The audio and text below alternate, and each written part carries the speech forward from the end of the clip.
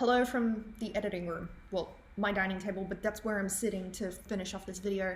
I just wanted to preface the video really quickly and say, I know I've talked about PCOS in a few different videos before, but I wanted this one to be super in-depth advice and just 9 things that are totally achievable to do. This is well-researched stuff.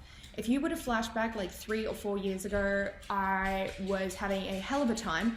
I was dealing with painful, super inflamed acne all across my cheeks and my jawline. I was only getting my period like 3 or 4 times a year. I had some hormonal issues going on, mood instability, unexplained weight gain, even in a calorie deficit. I was fatigued all the damn time. I had, gluten intolerance. I was developing some sort of dairy intolerance, and I had no idea what was going on with any of that.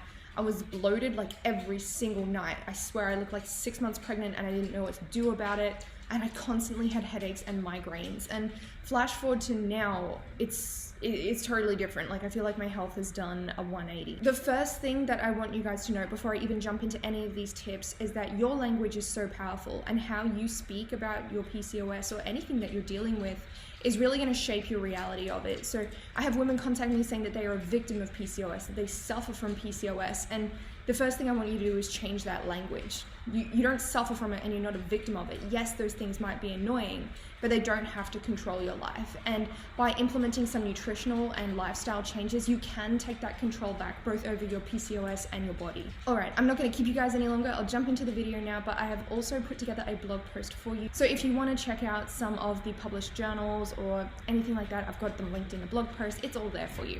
I'll leave that linked in the description box.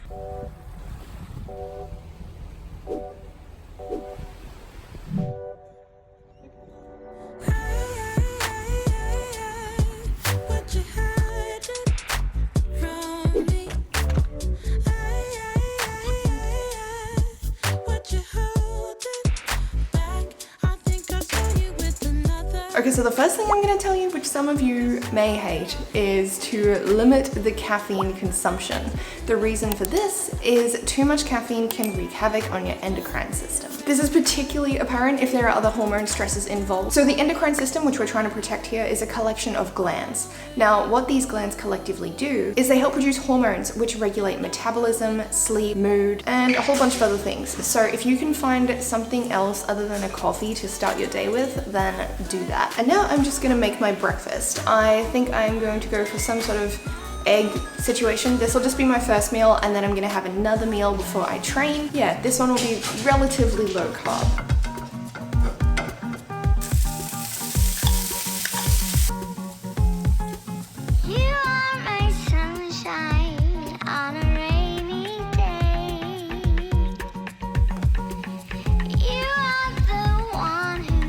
I don't remember if I mentioned it before, but one of the things that I was going to say to help stop the disruption of the endocrine system is not drinking alcohol or drinking it very infrequently.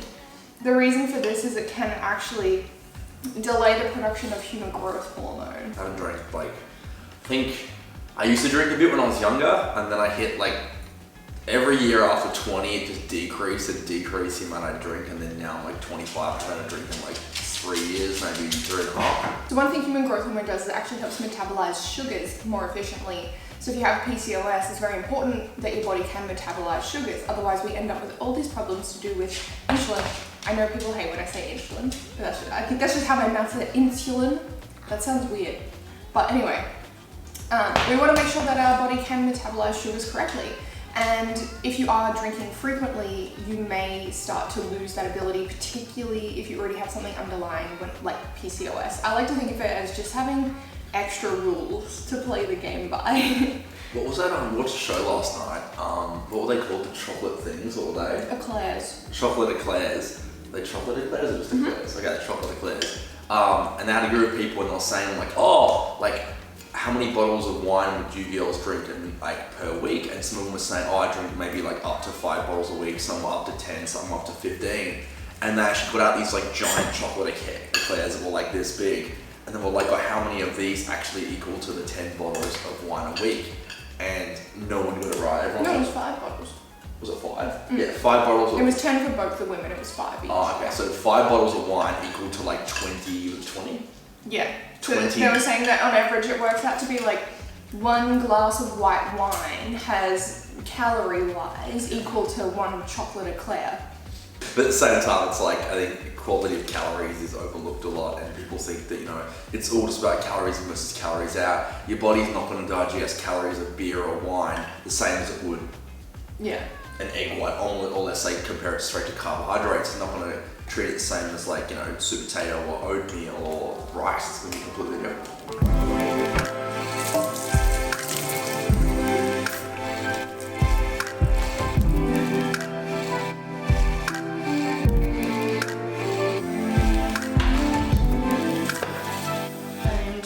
Second breakfast, so I can have some carbs before I train.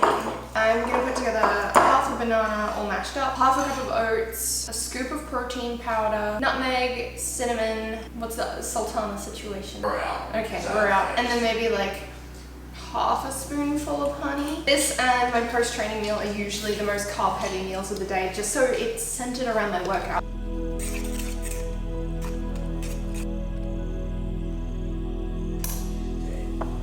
That's how much honey I have. You can see it's not much, and I'll talk about that in a bit.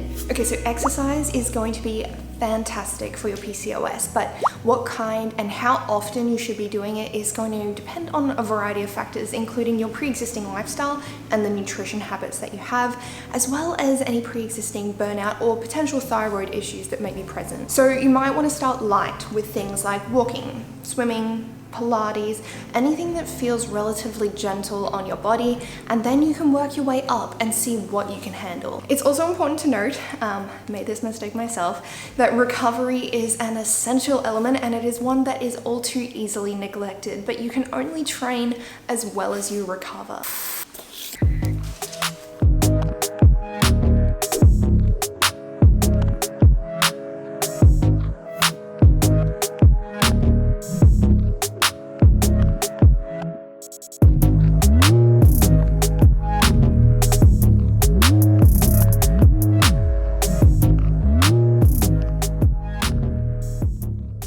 Me and Ducky are having a moment. Oh, cheese pig. Our diet, and by diet I mean like what we eat, is so important when it comes to our hormonal balance, because obviously what you're eating is helping determine what that will be like. Your body isn't going to be as efficient at keeping your hormones where they need to be if it's not receiving the right building blocks. Now obviously this is going to be different for everyone. I know when it comes to PCOS, there are some people who struggle a lot when they include dairy. There are some people who struggle a lot when they include gluten, like all of these sorts of things. One thing that I've found monumental to both my own success and that of my clients is eating smaller, more frequent meals and making sure there is protein in every meal. Not just eating a meal of just fat and carbs, for example, like, you know, hot chips or fries or whatever you want to call them, or like, you know, just like a regular chocolate or an ice cream or something like that. I try to make sure that if I'm eating something, it's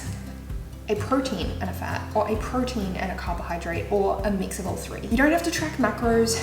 You don't really have to track calories depending on, you know, how serious you're trying to be with it. It's just a matter of making better decisions and learning to understand what works for you. I think that's the most important part. So for example, if you're just trying to lose fat, then maybe you do want to cut back on the carbohydrates. And I know when I was having issues with my insulin, that's something that I had to do. I went on a ketogenic protocol for a while. However, because I'm trying to build muscle and because I do weightlifting a lot of the time, I do need to incorporate carbs because they severely affect my training. So if you're in a similar position, what does that mean for you? Perhaps it means injecting your carbohydrates pre and post workout, like I was saying earlier when I was making my breakfast. When it comes to carbohydrates, I'm more likely to opt for things like oatmeal or brown rice, or starchier vegetables like potatoes, rather than going straight to the pastas or straight to the quick releasing things. Like, yes, they help me a lot prior to my workout, but for the rest of the day, I don't really need them. And I do notice a difference when I change those around. Ducky's begging me for food. And if you're really at a loss of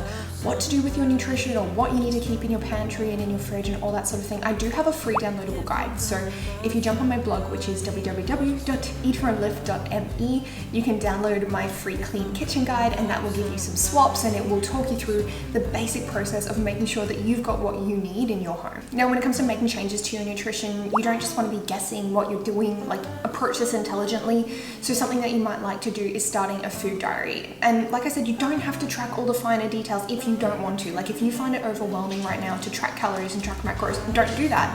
But there's not usually much harm in tracking what it is that you're eating, because it does make us more conscious and go, oh, I was actually having that. Or, you know, what did you eat 2 days ago? Most people wouldn't be able to tell me off the top of their head. So starting a food diary is always a great place to go.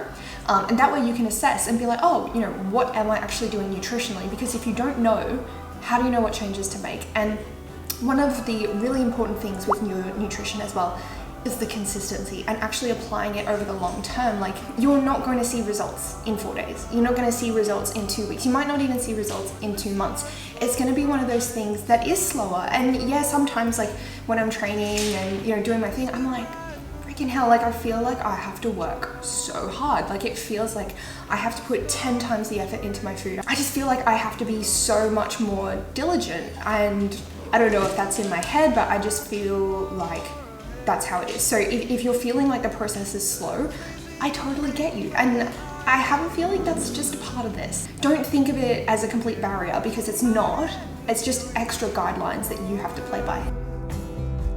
The hills by the lake, you were chasing your green, and I gave you a rose that you kept on seeing. Alright, so I've got an online practice exam to do, and I've got to keep working on my assignment, which is on creatine, so it's pretty cool. It's pretty cool to start touching into more like supplement stuff. If you want more frequent like live update stuff, I've been posting that more in my Insta stories and like when I do Q&As in my Insta stories. So if you're wondering what the hell I'm doing now, jump on over there, because that'll probably fill you in a little bit better. I thought it would be a very interesting topic to touch on, because creatine monohydrate is known for helping your body produce more ATP. So what does it claim to do? Well, creatine monohydrate claims to boost your workload during a training session, which will allow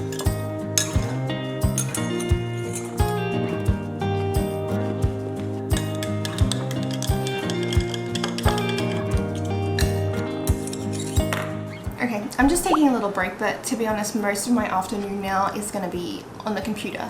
I just finished off that assignment and I submitted it, and now, what am I doing? I think I'm actually going to have to film a talking part for a different YouTube video. But I just went and mixed up myself a prebiotic, and I don't want to dive in too much to supplements because I've talked about them before, and there's like 1,000,001 different things that you can do to combat different symptoms. And again, it's going to come back to what symptoms are you experiencing and how can you alleviate that. Even if I'm not talking about different kinds of supplements, I did really want to touch on pre and probiotics, because I think even if you don't want to take other things, and you don't have to take other things, pre and probiotics really can help, because PCOS and your gut health are so strongly linked. One symptom a lot of the women come to me with is typically something like leaky gut or food intolerances. So leaky gut is where your digestive system is unable to absorb nutrients from the food that you eat. So you might start developing deficiencies, and another thing that can happen is you develop intolerances. So first you might see a marker of like gluten intolerance come up, and now all of a sudden when you eat things with gluten in them, it sort of upsets your stomach and you get bloating and you get tired. And then from there, if that is not resolved, you might start to see other intolerances come up, like dairy is another big one. Just want to take a moment to chime in. I will have some new spots open up in my one-on-one premium coaching soon. If you've already applied, we of course go through and assess the leads that we have and see if you'd be a good fit first. It's a 3-month intensive course with me working one-on-one. So if you're feeling really stuck or you don't know where to move with things, have a look at that. I'll leave that linked in the description box. And that will cover not only nutrition, but also training. In case you didn't know, I am a certified personal trainer as well. And then it will also cover my mindset coaching program, which I think is sort of the glue that holds everything together. Quickly jumping back, I feel like this is turning into such a chatty video, but I feel like there's so many things that I have to say. I wanted to jump back to that gut health really quick and the pre and probiotics. I'm going to give you like a basic rundown of it without going too far in depth, but if this is something you want me to talk about, perhaps I could do a more in-depth blog post on it. I do have a blog post about leaky gut, but I don't have one about PCOS and gut health specifically. So if you would read that, just let me know. So it is really, really well known that women who have PCOS suffer from chronic inflammation. That impacts both the potential for insulin resistance and weight gain. Our intestinal flora can actually mediate this process and go, hey, like this is what we need to be doing. There are so many studies which show changes in intestinal flora can actually lead to like lower body fat percentage, less weight gain, and decreased inflammation markers. So if you're constantly inflamed, if you find you have a lot of water retention, if you find that you're bloating all the time, if you're starting to see signs of being intolerant to a lot of foods, you never know, there could be something there, like potentially you have IBS, or you know, you might have to be put onto some sort of low FODMAP thing that might work better for you. But in general cases, take a look at your gut health. If your gut flora is not in check, it can cause some metabolic dysfunction. I like to use probiotics. I get a naturopath to pick the strands that I need for me. I also have a prebiotic supplement that I take, not sponsored, not endorsed or anything. I just legitimately love this product. It's called Gut Performance. To dumb it down a lot, what this does is feeds the good bacteria in our stomach and also helps with the digestive lining. You don't have to make supplements though. You definitely can incorporate food, and it's fairly inexpensive to do so as well. Things like sauerkraut and kimchi are perfect examples.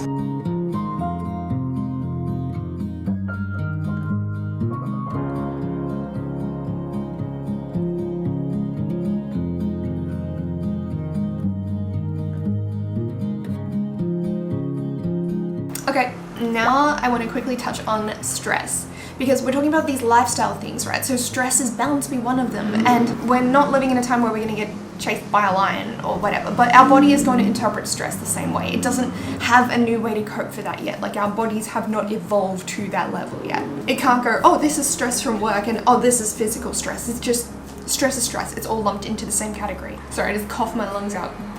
If I look like I'm crying, it's just, I was just coughing. Anyway, so stress can obviously cause menstrual dysfunction, and it can present symptoms of hormone imbalance, and this is just becoming more and more common. So stress activates your HPA axis, it raises your ACTH hormone, it raises the cortisol, and then the cortisol downregulates ACTH production. So essentially you're creating this negative feedback loop. Long story short, in genetic females, not trying to get all politically correct, I'm just talking about from a hormonal perspective.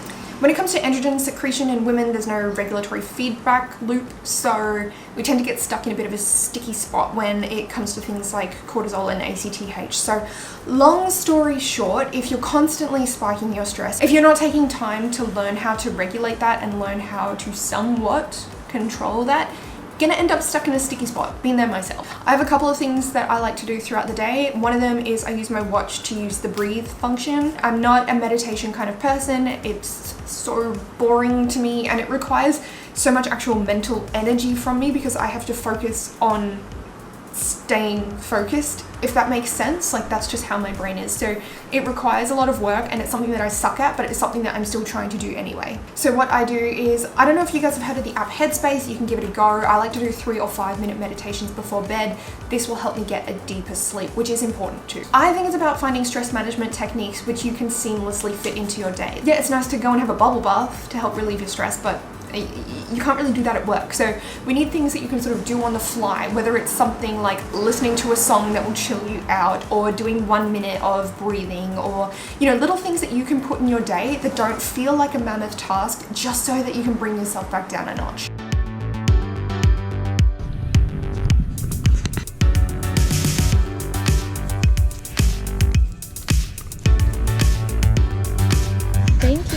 Alright, so I've packed away my work for the day.